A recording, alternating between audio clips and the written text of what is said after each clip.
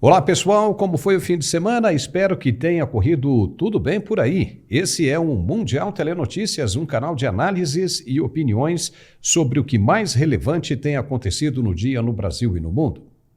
No programa de hoje nós vamos mostrar que começou a correr o prazo dado pelo ministro do Supremo para que o ex regularize a situação de seu representante legal no Brasil. Sim, o ex vai voltar. Resta saber se será do mesmo jeito que antes. Pastor Silas Malafaia fala do candidato Pablo Marçal à Prefeitura de São Paulo. Ele explica os motivos da briga entre os dois, mas candidato se fortalece. E guerra no Líbano ameaça escalar níveis insuportáveis depois de ataque de Israel contra instalações do grupo extremista Hezbollah nesta segunda-feira. São os destaques do nosso programa que está começando agora. Acompanhe com a gente.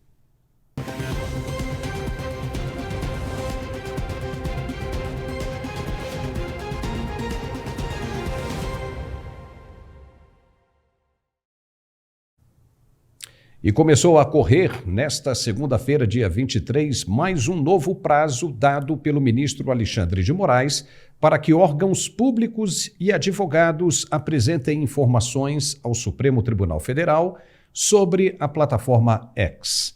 O processo de retorno da plataforma está em curso, já, mas o ministro precisa saber primeiro das ações da companhia de rede social.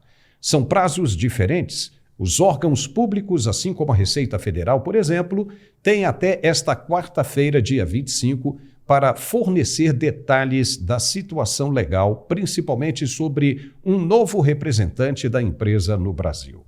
Quem também deverá enviar relatório é a Polícia Federal e também a Agência Nacional de Telecomunicações, a Anatel. O objetivo é saber se foi possível identificar alguma infração do procedimento ordenado pelo juiz, como acessos proibidos de usuários à plataforma. Havendo essa possibilidade, a Secretaria Judiciária do Supremo vai trabalhar nas possíveis multas. Os advogados que representam o ex têm até este sábado, dia 28, para confirmar o nome do representante legal da empresa no Brasil, já com o envio de documentos. O ex informou na sexta-feira que o representante legal será uma mulher, a advogada Raquel de Oliveira Villanova. Só que o ministro pediu mais detalhes, como procurações societárias originais devidamente consularizadas.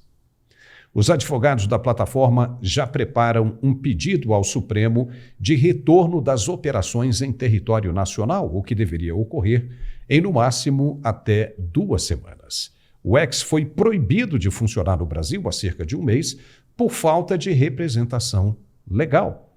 A lei não permite que uma empresa estrangeira mantenha serviços no Brasil sem um representante legal. Mas por que o ex retirou o seu representante? Porque antes tinha.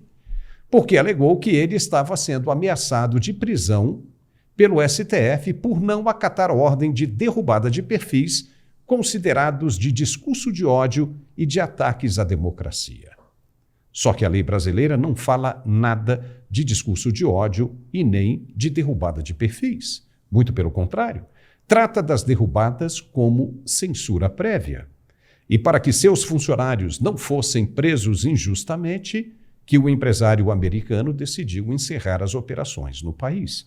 Ficou muito ruim, justamente pela quantidade de brasileiros e órgãos públicos, órgãos oficiais, que também usavam a plataforma para a divulgação de suas ideias e informações. Elon Musk só decidiu voltar ao Brasil com as suas operações depois de receber garantias de que nenhum de seus funcionários seria assediado e torturado psicologicamente com ameaças de prisão por não concordar com as censuras prévias ou ordens ilegais, ou seja, aquelas que não estão previstas na Constituição brasileira. Uma vez o ex de volta, as atenções agora estarão bem voltadas também para as ações do ministro, para que ele não se complique ainda mais com esta acusação de estar descumprindo a Constituição. Seria necessária uma PEC, uma proposta de emenda constitucional, conferindo a ele esse poder de derrubar perfis em redes sociais. Parece que, por um bom tempo, não deverá haver mais o que muitos identificam como perseguições. Mas, por outro lado, a confiança é que nem jarro de cristal. Uma vez quebrado, não se consegue mais emendar. E os parlamentares irão continuar com o objetivo de levar esse caso adiante, envolvendo o ministro do Supremo até as últimas consequências, principalmente aproveitando de um período eleitoral como o que temos pela frente. São eleições minoritárias, mas muito importantes para medir a temperatura. Dependendo do resultado, se pode fazer uma projeção do que será de agora em diante nas eleições principalmente majoritárias previstas para 2026. Quem estiver em cima do muro terá de se decidir de qualquer jeito, se quiser continuar na vida pública. Caso contrário, o Congresso Nacional vai ficar apenas nas lembranças. Sem falar que ainda temos eleições importantes nos Estados Unidos também, onde, se os republicanos saírem vitoriosos, toda uma linha de raciocínio e atuação brasileiras terá de ser revista. Há uma forte e inquestionável possibilidade de termos os juízes da Suprema Corte no Brasil com os vistos suspensos como primeira medida de sanção. Uma vez acontecendo isso, o próximo passo será o congelamento dos ativos. E o terceiro é uma sanção tão poderosa que as autoridades brasileiras não terão condições de lidar. Essa é a previsão. É a previsão mais assertiva que cairá como dividendos pelos investimentos errados, apostas feitas pelas autoridades. Portanto, para quem achava que não ia dar em nada, estamos com apenas 3 meses restantes para conhecermos o resultado. E enquanto isso, o Brasil está ardendo em secas. Nenhuma previsão de chuva pesada para a região centro-oeste brasileira também até o mês de outubro. Essa tem sido verdadeiramente a pior seca de quase todos os tempos. Nesta segunda-feira, a ministra do Meio Ambiente, Marina Silva, afirmou que, embora o governo de Lula tenha tomado providências para enfrentar a crise da seca e os incêndios florestais que assolam o Brasil, essas ações não foram suficientes. Ela falou isso durante uma entrevista ao podcast Café da Manhã do jornal A Folha de São Paulo. Marina admitiu a necessidade de respostas mais eficazes e destacou a urgência de reconhecer a gravidade da situação climática. Ela só não disse quais foram as medidas tomadas pelo governo federal para conter as queimadas, mas Marina afirmou o seguinte, aspas, "O que nós estamos descobrindo agora é que o planejado não foi suficiente e ter essa clareza e essa responsabilidade de não querer mascarar a realidade ou minimizar a realidade faz parte de uma postura republicana diante da sociedade." Fecha aspas. Muito bem. O que se tem feito agora é descobrir que o problema das queimadas não foi uma obra criada pelo governo anterior, não, como gostavam tanto de mencionar para ganhar votos. Diante da incompetência de resolver o problema, atribuem a crise a uma questão global. Agora, né? A seca no mundo já era um problema antigo, que só se agravou diante da falta de sensibilidade das autoridades governamentais em tomar medidas preventivas. Chamaram um de irresponsável, sem saber se vai dar conta de resolver o problema, também é uma imensa irresponsabilidade. Esperamos que essas autoridades, assim como o povo que as apoia, tenham aprendido a lição e não usar mais o feito como manobra eleitoreira para a ascensão ao poder. A situação chegou onde está justamente por ganância. Como cuidar de meio ambiente não traz votos, os esforços foram alocados em outras áreas mais lucrativas. Por isso deu no que deu. E agora todos nós sabemos que o problema é de todos, de ex-presidentes e, sobretudo, de presidentes. Vamos fazer agora uma pausa para o recado de nosso apoiador. O espaço é dele para um recado muito importante para quem quer melhorar a performance nas relações sexuais. Veja o que diz a Tatá Onofre. Exatamente, Paulo. E esse é o melhor investimento para você que é homem. Eu sempre falo, o homem inteligente é o homem que se cuida, não sai de casa com a gasolina no reservatório. É isso. O Max Viril Power 40, ele é o melhor aliado para te alcançar em tudo no dia a dia. Ele tem uma cápsula concentrada com todos os nutrientes e o de mais alta performance para reativar o teu corpo. Sabe por quê? Senão a gente vai acostumando com cansaço. A gente vive naquele ciclo. Acorda, trabalha, chega em casa cansado, dorme, acorda cansado, estressado, ansioso, não sobra tempo para o relacionamento, a briga vai tomando mais espaço, a gente perde intimidade, vive só aqui naquele selinho, oi, tudo bem, meu amor, boa noite, e aí pronto, meu amigo, a autoestima vai lá embaixo. Então, pera, ó, Max Viril Power 40. Ele vai trazer muito mais vitalidade, mais desejo, mais vigor, virilidade, aquela, sabe aquele gostinho do começo do relacionamento? É isso, essa intimidade, esse chamego, esse amor que não pode faltar. Só que é o principal, quando a gente fala no Max Viril Power 40, ele vai tratar 3 coisas que todo homem fica apavorado. Primeiro, ejaculação precoce. Ele vai trabalhar a hipersensibilidade e a ansiedade. Isso vai prolongar o seu tempo de ação, trazendo uma ereção duradoura, mesmo com o uso do preservativo. Além disso, ele também vai trabalhar firmeza, resistência, principalmente você que é diabético. Mesmo com a medicação em dia, amigo, começa a se cuidar, sabe? Porque mesmo com a medicação em dia, qualquer impedimento diminui sua potência, traz uma ereção flácida, cansaço crônico. Aí você começa a achar outros motivos e às vezes é a testosterona e muitas das vezes é a circulação. E o Max Viril Power 40, ele já cuida disso. Regula o teu corpo para voltar a produzir testosterona, melhora o fluxo sanguíneo, aumenta o calibre das veias, bombeia mais sangue para o órgão genital, trazendo 10 vezes mais potência, resistência e rigidez. É sucesso, é a academia do melhor amigo. Eu até brinco falando sempre isso. Então pega o telefone e vai ligando 0800 323 0090. Você que é esposa também, você cuida de tudo em casa, minha amiga. Esse é o melhor aliado para ajudar o seu esposo a atingir aquela meta, para você, meu amigo, tirar aquela academia do papel para melhorar a tua saúde, para você trazer de volta essa conexão com quem você ama. Mas tem que ligar agora, sabe por quê? Eu vou fazer o seguinte, além dos 70% de desconto, gente, 70, é o valor de funcionário. Você recebe sem pagar o frete, a ligação também é gratuita, é personalizada a caixinha, segura, sigilosa, e você também vai levar de presente o smartwatch, esse relógio lindíssimo, cheio de função. É aquele que você recebe até notificação do WhatsApp. Vai também para você o fone sem fio Bluetooth e um gel muito especial para apimentar a relação, ó. 3 presentes, mas só para quem ligar agora. Não é amanhã, não. Não é daqui 2 horas. É agora. Pega o telefone e já vai ligando 0800 323 0090. O melhor estimulante com efeito em 20 minutos. 100% natural e que não atrapalha a tua medicação, não vicia, ao contrário, vai trazer saúde. Tem selo internacional de resultado. É só isso aqui. Max Viril Power 40, ó, 0800 323 0090, Paulo.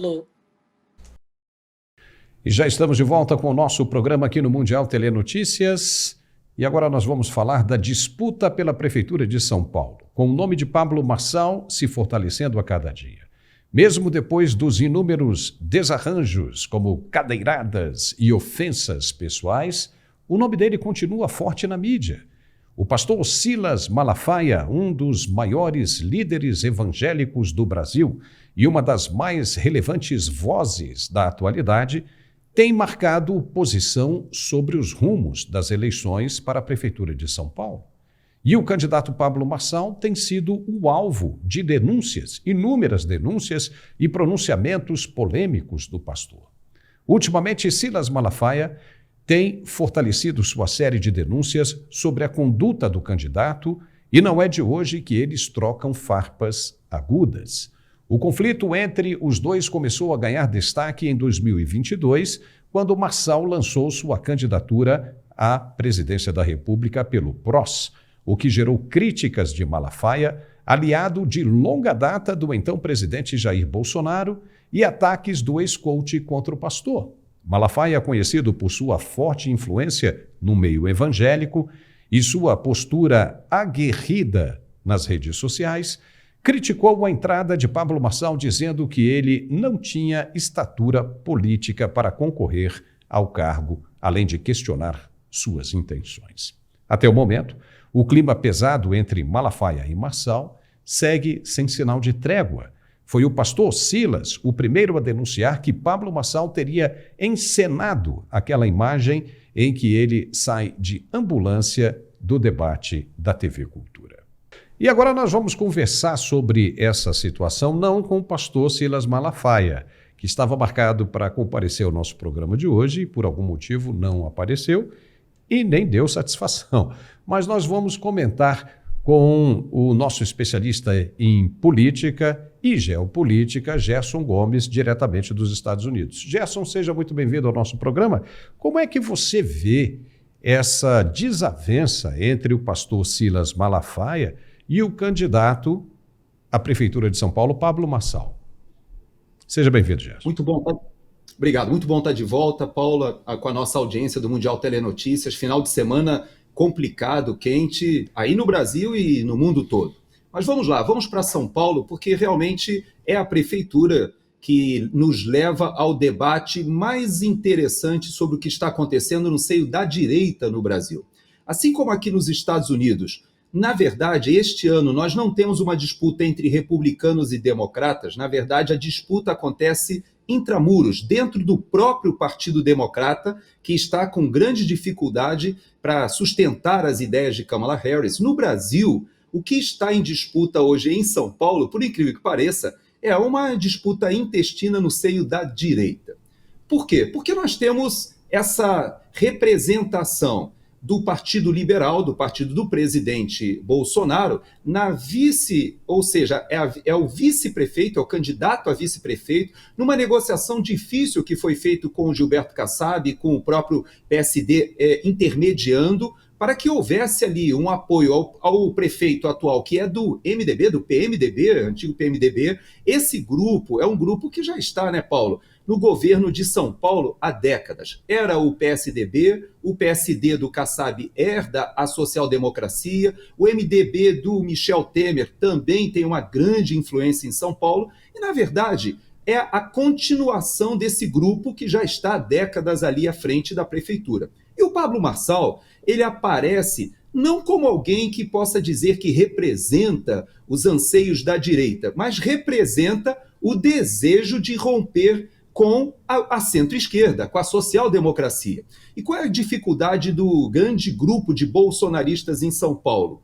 E que eles aceitam a proposta do próprio governador Tarcísio e do próprio presidente Bolsonaro, principalmente aqueles que moram em São Paulo, cidadão de São Paulo. Ele pensa assim, bom, melhor ter um prefeito e um governador alinhados do que ter um desalinhamento que acaba sobrando para a população. A gente até entende esse raciocínio, mas como é que pensa a direita, ou seja, aqueles conservadores que olham a continuidade do atual prefeito como um braço da social-democracia, que não deixa de ser uma centro-esquerda? Então, esse é o embate, sabe? Eu vejo, Paulo, que é uma oportunidade da gente entender o seguinte: a direita está amadurecendo, está observando que o presidente Bolsonaro ele tem uma estratégia para 2026, mas a direita não pode-se dizer que é uma direita monolítica, que é apenas um grupo de direita. Pelo contrário, nós temos vários grupos e agora já existem vários candidatos, e inclusive parlamentares do Partido Liberal, que já se colocam meio que apoiando o Pablo Marçal. E isso vai dar um problema enorme, eu imagino. E eu creio que a tua pergunta está mais vinculada a isso do que realmente uma treta ali entre o Silas Malafaia e o próprio Pablo Marçal. E olha só o que tem acontecido, né? Muita gente de esquerda vendo essa desavença, esse bate de frente entre Pablo Marçal e o pastor Silas Malafaia, já está indo para o lado de Pablo Marçal, achando que, tomando essa atitude, realmente acaba atingindo o ex-presidente Jair Bolsonaro e até mesmo o pastor Silas Malafaia. Agora eu vou te fazer uma pergunta bem interessante, você é do Rio de Janeiro, você deve se lembrar disso. Você lembra do Macaco Tião, Gerson? O Macaco Tião ele foi eleito, se eu não me engano, na época, deputado federal. Por quê? Porque era um macaco. E a turma do Rio de Janeiro demonstrou, foi um voto de protesto, justamente para quebrar com aquela corrente que você estava dizendo agora, essa mesma corrente, né, de eternos no poder que está acontecendo em São Paulo, que representa em São Paulo. Então, Pablo Marçal entra como se fosse essa situação do Rio de Janeiro. As pessoas querem se ver livres, né, dessa continuidade, né, dessa coisa coronelesca que vem na política de São Paulo há muito tempo e vota, né, num candidato que pode representar uma mudança, ou seja, é um risco. E daí? Lula, quando assumiu, também era um risco. Luiz Erundina, quando assumiu a prefeitura de São Paulo, também era um risco. E a coisa andou. Então, o que pode representar um risco com o nome Pablo Marçal? Não é? Então, o que você acha disso? A sua colocação foi perfeita. Esse voto de protesto, na verdade, em São Paulo, particularmente na base eleitoral, que fez, por exemplo, uma quantidade gigantesca de deputados federais, deputados estaduais, por que não dizer, o próprio governador Tarcísio jamais teria sido eleito se não fosse o apoio do bolsonarismo, vamos dizer assim. Então, São Paulo é uma cidade muito peculiar. E qual é o problema que está acontecendo agora e que o Silas Malafaia ele está até com dificuldade de articular? Chama-se PSD, ou seja, o Partido da Social-Democracia, ou o Partido do Kassab, como as pessoas falam. Esse é o problema, porque o que está acontecendo, na verdade, é que o debate em São Paulo não diz respeito ao transporte público. O próprio Pablo Marçal diz que agora vai se tornar mais propositivo, mas, na verdade, o debate em São Paulo não é sobre a cidade de São Paulo. O debate em São Paulo, talvez pela pujança e pela estatura da cidade, até porque é o terceiro orçamento do país. Imagina, uma cidade tem o terceiro orçamento do país, ou seja, só perde para o governo federal e para o estado de São Paulo. O orçamento da cidade de São Paulo é maior do que todos os estados do Brasil. Então, é muito difícil você raciocinar São Paulo sem olhar para o todo. E qual é a questão hoje? Chama-se ministro Alexandre de Moraes. O problema hoje é que, se você olhar o Nicolas Ferreira na sexta-feira, ele já se manifestou dizendo que se o presidente Bolsonaro e o próprio governador Tarcísio continuarem apoiando o prefeito de São Paulo sem que o PSD do Gilberto Kassab, que é o grande articulador político do governo de São Paulo. Aliás, ele tem mais de 400 prefeituras hoje que estão na mão do PSD em São Paulo. Ele é o braço direito político da articulação do governador Tarcísio. Se ele não colocar o seu partido para aprovar o impeachment do Alexandre de Moraes, a admissibilidade do impeachment do Alexandre de Moraes, o que o Nicolas, e não só ele, o Gayer e vários outros, inclusive candidatos a vereadores agora em São Paulo, já começa a se levantar? Se o PSD não vier a público apoiar a cassação do ministro Alexandre de Moraes, eles vão apoiar o Pablo Marçal. Então você, quando coloca a questão do voto de protesto, você está corretíssimo. A questão é que o tema que é central para a direita hoje no Brasil são os 400 exilados políticos que estão na Argentina, aqui nos Estados Unidos e outros países, são os mais de 1.000 presos políticos que se mantêm ainda com tornozeleira eletrônica.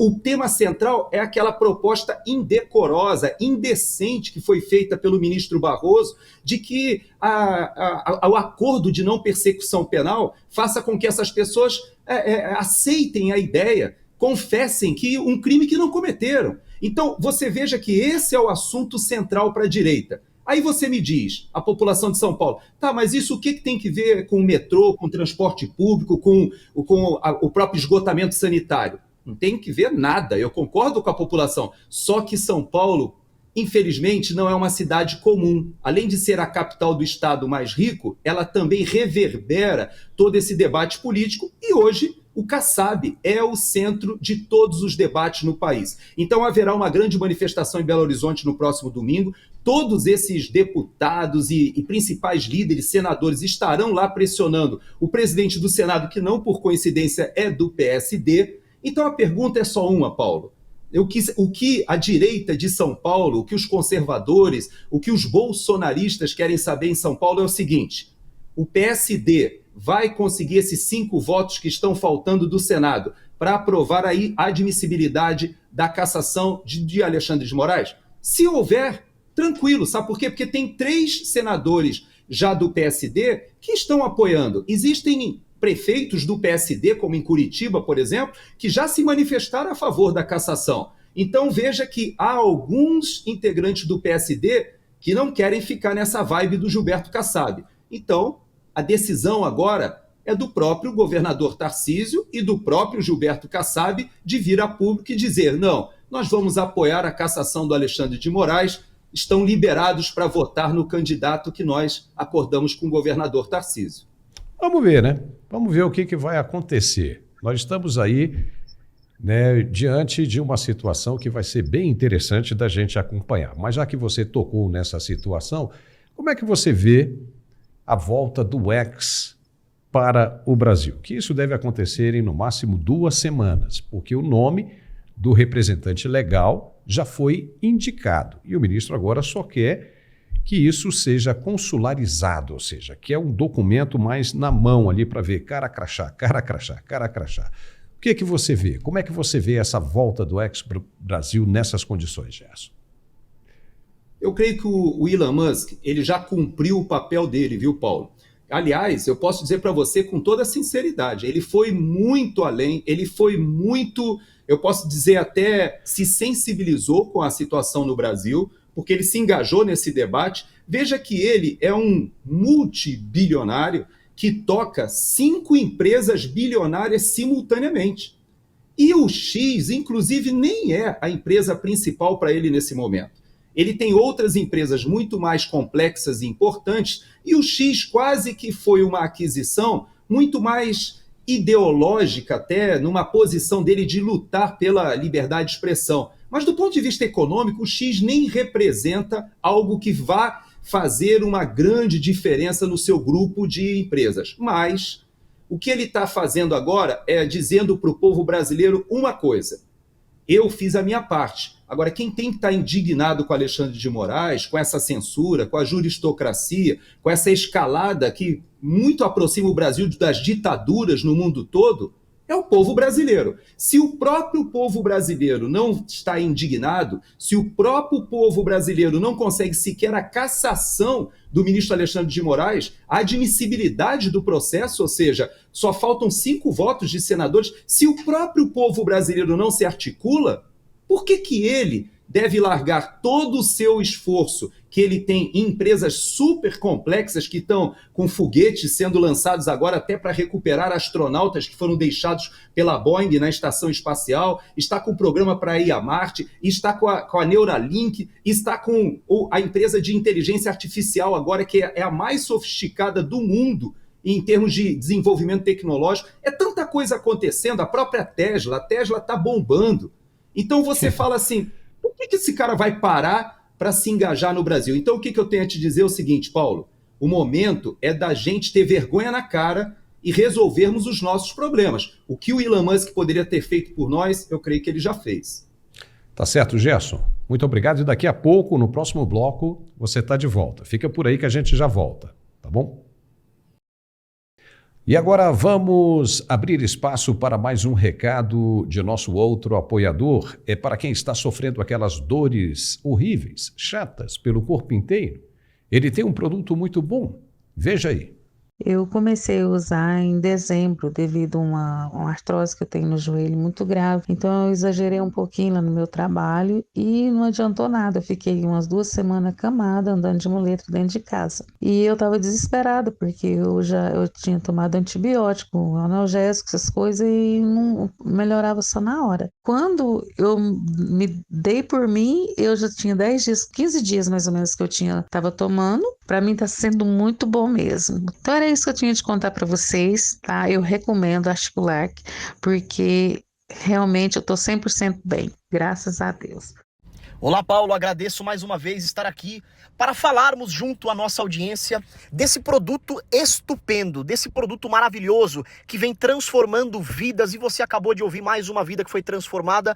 E, gente, são milhares de pessoas que hoje estão vivendo o extraordinário. Por isso que eu quero atenção agora, você que trabalha bastante, você que dedicou a sua vida inteira para o trabalho e muitas das vezes deixou a saúde um pouquinho para trás. Isso é natural, né, do ser humano, do brasileiro principalmente, porque a gente trabalha mais do que descansa. A rotina do brasileiro ela é puxada demais, e isso acontece com frequência, da pessoa acabar sofrendo as consequências do trabalho em excesso. Uma das coisas que aparece é a dor, gente. Por isso que eu falo, se você sente dor na coluna, dor no quadril, dor no pescoço, no ombro, no braço, dor nas articulações, os nervos estão inflamados, as articulações ressecadas, a cartilagem desgastou devido aos movimentos repetitivos, é por isso que você vai tomar, gente, o Articular, que grava esse nome, esse produto que você está vendo é o melhor tratamento ortopédico do Brasil, gente. É o único produto que consegue acabar com as dores a partir da primeira semana de uso. E quando eu falo a partir da primeira semana de uso, eu não estou forçando, não. Eu estou falando da pura realidade. As próprias pessoas que tomam o produto falam isso, que o produto ele é maravilhoso. Até porque, gente, essa fórmula hoje do Articular, que ele é reconhecida pela Anvisa e Ministério da Saúde como o melhor tratamento ortopédico do Brasil, gente. Chega a ser superior até a um procedimento cirúrgico de inserção de prótese. Eu vou explicar para você, só para você entender. Hoje, ninguém mais recomenda cirurgia de prótese. Ninguém, nenhum ortopedista hoje, em 2024, opta por fazer tratamento com prótese. Por quê? Primeiro, prótese é um corpo estranho, que você coloca, o seu corpo pode aceitar ou não. E se rejeitar, meu amigo, aí é sequela pro resto da vida, é dor pro resto da vida. Outra coisa também, tem o lado do profissional. Às vezes você pode pegar um profissional que não tá nos melhores dias, e aí você sofrer a consequência, né? E além disso, tem o fato também do pós-operatório, tem remédio, tem que ficar descansando, e é o que eu falo, gente, tempo é dinheiro, não dá pra ficar esperando, não dá pra ficar em casa parado, deixando aí a vida rolar e ficar parado, vai pra caixa, quem tem empresa acaba diminuindo a produção, não fica em cima, né, quem trabalha por conta, pior ainda, que não consegue produzir, então não é fácil, não é brincadeira. Quem tem dor tem pressa, quem tem dor não pode esperar, e o Articular, que a proposta é essa, é acabar com as dores rapidamente, porque ele tem tudo que um ortopedista, que um reumatologista recomenda, começando pela condroitina. Ele é rico em condroitina, magnésio, cúrcuma, vitamina D, cartilagem C2, e esse produto, gente, é o único produto no Brasil com ácido hialurônico ortopédico. Estávamos falando de cirurgia. Hoje ninguém faz cirurgia, por quê? Porque o ácido hialurônico, ele faz uma gelatina, ele cria uma massa óssea para não bater osso com osso. Melhor do que você colocar uma prótese. O ácido hialurônico, nosso corpo já produz, só que nós vamos perdendo durante o tempo, durante, né, a nossa vida. E hoje, uma infiltração de ácido hialurônico, você vai no ortopedista, numa clínica, você paga no mínimo R$ 1.500 em uma injeção. Eu tô falando da clínica mais barata. Tem injeções aí que custam até mais de R$ 3.000, dependendo do material, da matéria-prima utilizada. Então, gente, hoje ninguém mais faz cirurgia, é tratamento com ácido hialurônico. Preenchimento do espaço vazio no joelho, coluna, é com ácido hialurônico. Os atletas profissionais, por exemplo, na recuperação, usam ácido hialurônico. Então hoje, gente, o ácido hialurônico é o grande diferencial do Articular, que você vai tomar 2 cápsulas ao dia, e eu garanto pra você, uma semana de uso, você vai subir, descer a escada, abaixar, levantar, pegar peso, sem sofrer dor nenhuma, sem sentir nada. Isso é maravilhoso. E o resultado, gente, é garantido. Então você que tá me ouvindo, acompanhando a programação, que está sofrendo com dores crônicas, artrite, artrose, má circulação, você que tem hérnias de disco, bico de papagaio, você que não aguenta mais desperdiçar o seu dinheiro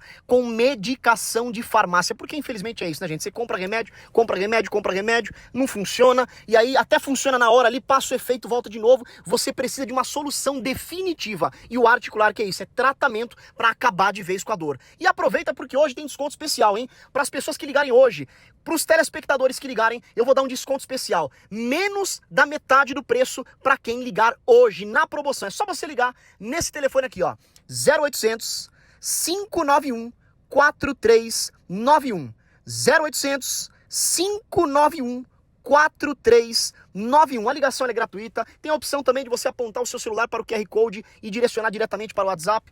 E você também pode receber o produto rapidamente, você ligando dizendo que você quer com urgência, porque eu falo, quem tem dor tem pressa, você recebe já nos próximos dias, para você começar o tratamento e acabar de vez com toda essa dor. É só você ligar nesse telefone, 0800 591 4391, anotou? 0800 591 4391. E além do desconto, Vou mandar para você de presente o nosso kit de pomadas massageadoras. Gente, são pomadas ótimas, pomadas maravilhosas. E junto com as pomadas eu vou mandar um massageador dos pés, aquele aparelho de massagem para os pés, que te ajuda com a má circulação, que te ajuda quem tem varizes, né? Para quem tem varizes é ótimo. Varizes, gota, má circulação, ele é ótimo, gente. Faz a massagem com ele no chão, senta assim no sofá, é muito bom. E ainda vai ganhar um massageador profissional. Esse aparelho para você poder fazer massagem pelo corpo todo é ótimo. E não para por aí. Olha só, ligou agora, ainda ganha um relógio inteligente, um relógio smartwatch. Gente, tudo isso você recebe em casa. Pagamento só pro final do mês que vem. Aproveita e liga agora. 0800 591 4391. 0800 591 4391, Paulo! Muito bem, já estamos de volta com o nosso programa de análises e opiniões. Israel desencadeou sua mais ampla onda de ataques aéreos contra o Hezbollah nessa segunda-feira e alertou os cidadãos libaneses para evacuarem áreas onde o grupo armado estava armazenando armas, aproximando-se de uma guerra total. O funcionário público libanês Joseph Ghaffari, que perdeu uma perna na explosão do porto de Beirute há 4 anos, ecoou o medo do conflito. Embora enfatize que os libaneses são contra a guerra em primeiro lugar, ele acredita que a escalada é inevitável. Veja. نحن ضد الحرب الأول. نحن ضد الحرب. وما يصير ايش فينا نحمل. أنا أبسط إجي من انفجار المدفع. في تخوف أكيد في تخوف. لأن اليوم في فعل وردة فعل.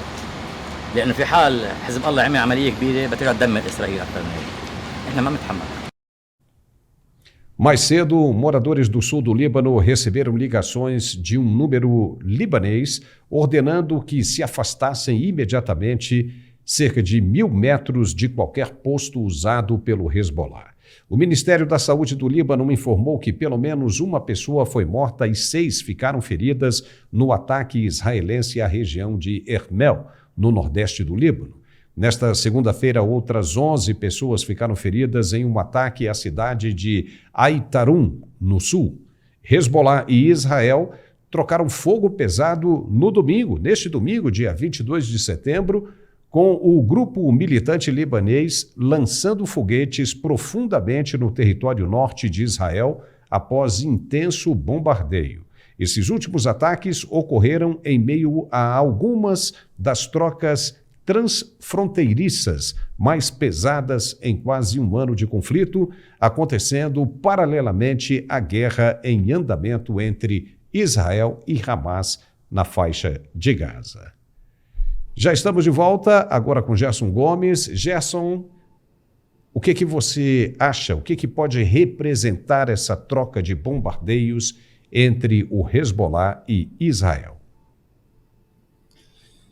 Muito bom a gente olhar essa situação ao longo da história, porque, a bem da verdade, Paulo, nós já estamos na 4ª invasão de Israel ao território do Líbano da história. Nós tivemos uma invasão na década de 70, depois, na década de 80, Israel novamente entra no sul do Líbano e dessa vez ele foi até quase a capital.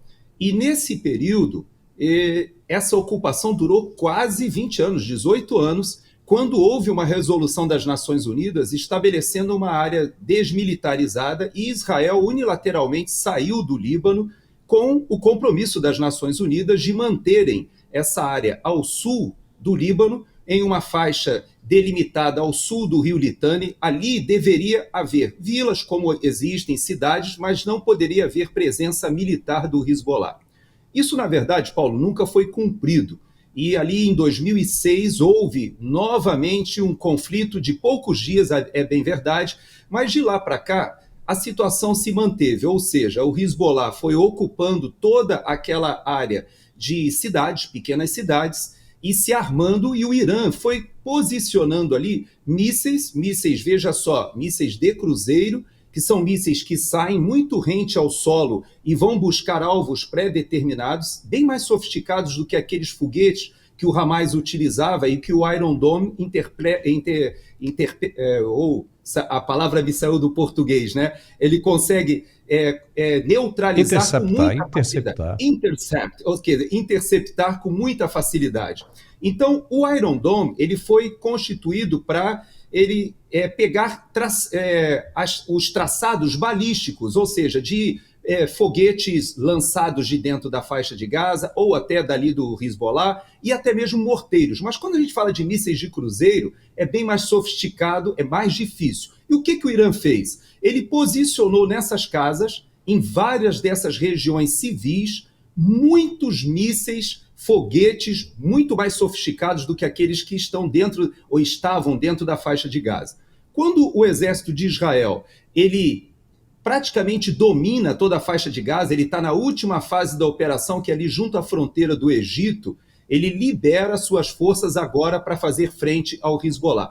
É importante a gente explicar para a nossa audiência que o dia seguinte ao ataque terrorista do dia 7 de outubro de 2023, ou seja, no dia 8 de outubro de 2023, o Hezbollah declarou guerra a Israel e se engajou no mesmo conflito do Hamas. Ou seja, do dia 8 de outubro de 2023 até agora, o Hezbollah diuturnamente tem lançado foguetes, drones, às vezes mísseis muito mais sofisticados, o que obrigou Israel a combater praticamente em duas frentes, sendo que ele tomou a seguinte atitude em relação ao Líbano, em relação à Síria, em relação ao Iraque, em relação até mesmo ao Irã, não podemos esquecer que houve um ataque do território iraniano, e em relação aos Houthis, a postura de Israel era defensiva. E em relação ao Hamas dentro da faixa de Gaza, ele adotou uma postura ofensiva. Então, esse tipo de manobra mudou. Agora ele já pode partir para o Líbano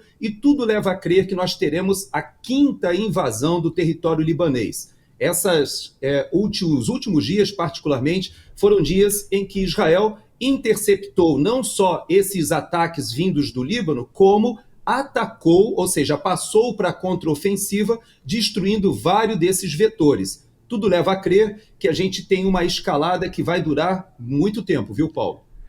Agora, Gerson, o Líbano comprou um ticket para entrar nessa guerra, né? Não tinha absolutamente nada a ver com ele, porque era uma guerra entre Israel e o Hamas na faixa de Gaza, mas os caras foram lá e pagaram, não queriam e não quiseram perder essa oportunidade.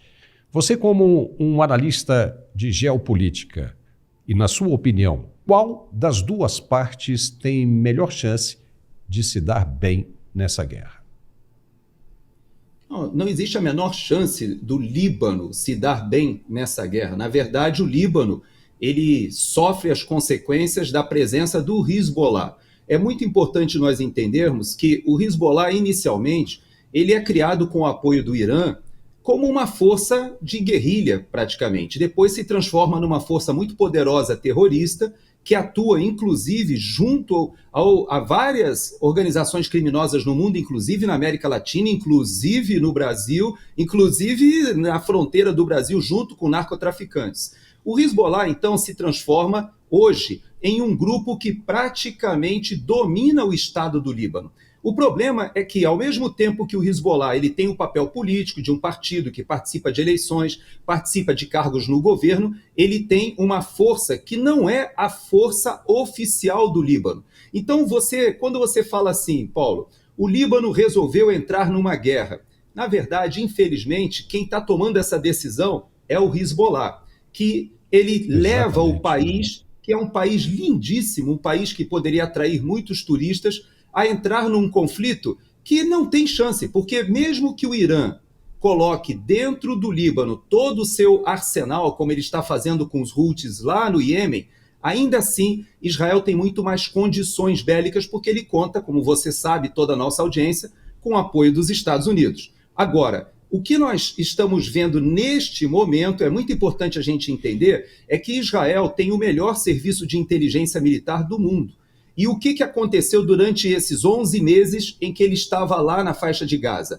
Israel levantou todas as localizações de lançadores de mísseis, foguetes e até de drones que vêm do sul do Líbano. E agora ele começa a atacar todos esses pontos que já estão pré-levantados com muita precisão, só que esses pontos, Paulo, ficam em áreas residenciais. Então, há uma operação psicológica agora em andamento. retirando a população do sul do Líbano, que começa a fugir. Eu já vi imagens das estradas, engarrafamentos das pessoas saindo daquela região, porque sabem que o exército de Israel vai avançar novamente. E o primeiro-ministro Benjamin Netanyahu já deu o recado, né? Já pedindo para os libaneses ali se afastarem daquela região, porque o pau vai torar. Você acha que Israel consegue combater nas duas frentes, Líbano e faixa de Gaza, e vencer as duas, Gerson? A essa altura, sim, porque o combate na faixa de Gaza já terminou, Paulo. A parte militar da faixa de Gaza, de operações convencionais, já terminou. O que existe na faixa de Gaza hoje são operações especiais. Por quê? Existem ainda, teoricamente, aproximadamente 100 reféns. Estima-se que pelo menos metade ainda estejam vivos, e essa metade próximas da liderança do Hamas junto à fronteira do Egito.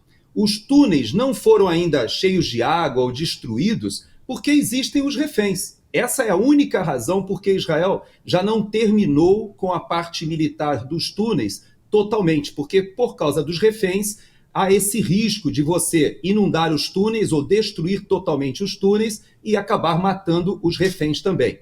Mas do ponto de vista de operações convencionais, brigadas já foram liberadas e não há necessidade de presença militar na faixa de Gaza. Haverá o controle, há um planejamento de passar, inclusive, a administração da faixa de Gaza para a autoridade palestina, com o auxílio de alguns países sunitas, a Arábia Saudita, do Egito.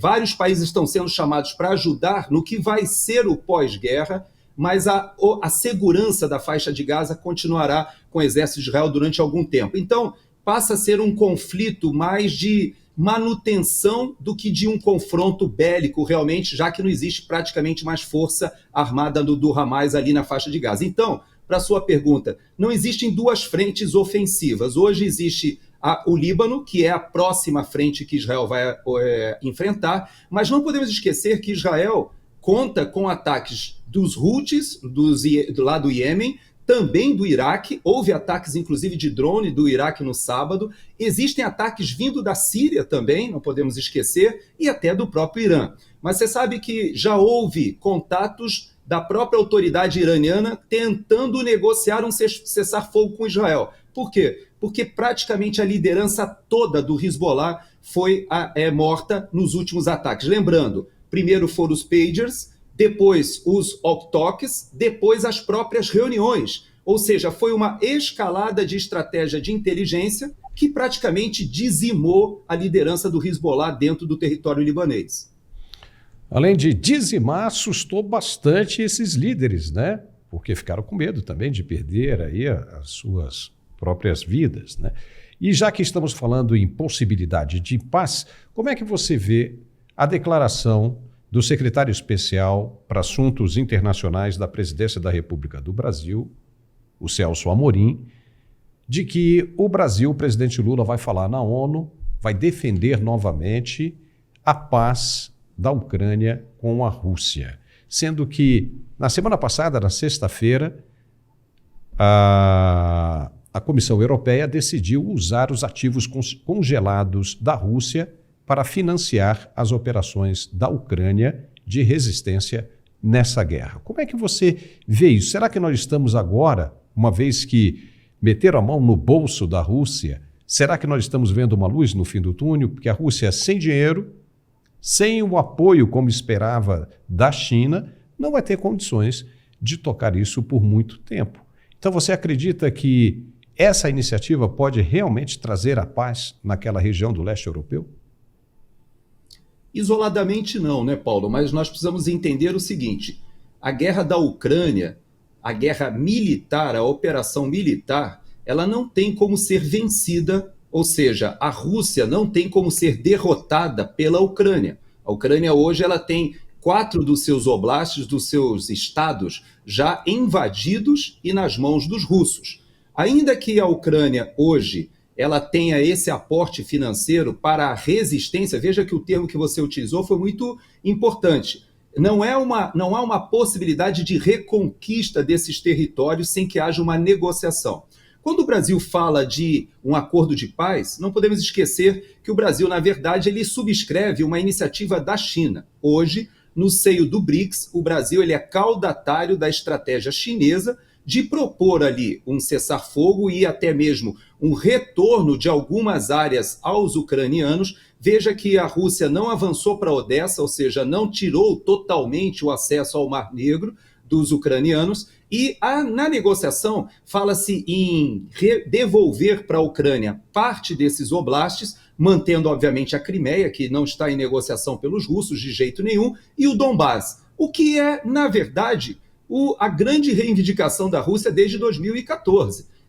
Se nós olharmos o que a Rússia pleiteava quando invadiu a Crimeia, dizia-se que era simplesmente o acesso de água à península da Crimeia, o que a Ucrânia não concordou, e por isso a Rússia construiu uma ponte rodoferroviária até a península da Crimeia. E a segunda parte era aquela região mais a leste, ali do Donbás, que tem uma população, quase 80% da população que fala russo. Então, o que vai acontecer nessas negociações, e que a China está propondo, é que a própria Ucrânia faça algum tipo de acordo de paz no qual não reconheça os territórios como russos, mas que aceite algum tipo de recuo naquelas posições que nós tínhamos mais ou menos ali em 2014. Então, na verdade, o Brasil, se você diz assim que Lula está pleiteando ser reconhecido como um líder internacional, eu creio que Lula hoje já é visto no âmbito internacional como alguém que está caudatário das posições de Xi Jinping e também, eu não sei se você acompanhou a fala do próprio presidente num grande encontro que aconteceu já nas Nações Unidas, um encontro prévio, ele tinha que falar 5 minutos, o microfone dele foi cortado, foi uma coisa muito desagradável e a gente já percebe que aquela influência que talvez ele tenha tido ali nos governos 1 e 2, hoje o Lula já é considerado alguém meio decrépito, já em fase de ocaso. Então, não creio que ele tenha capacidade de fazer essa articulação, Paulo, muito pelo contrário. Muito boa análise, Gerson. E ficamos hoje por aqui. Obrigado por sua participação mais uma vez e nos vemos de novo ainda essa semana. Um forte abraço. Obrigado, Paulo. Se Deus quiser, até sexta-feira. E nós ficamos por aqui com esse nosso programa. Se você gostou, nos dê um like e se inscreva em nosso canal. Precisamos muito disso. Um forte abraço e nos vemos de novo amanhã. Obrigado e até lá.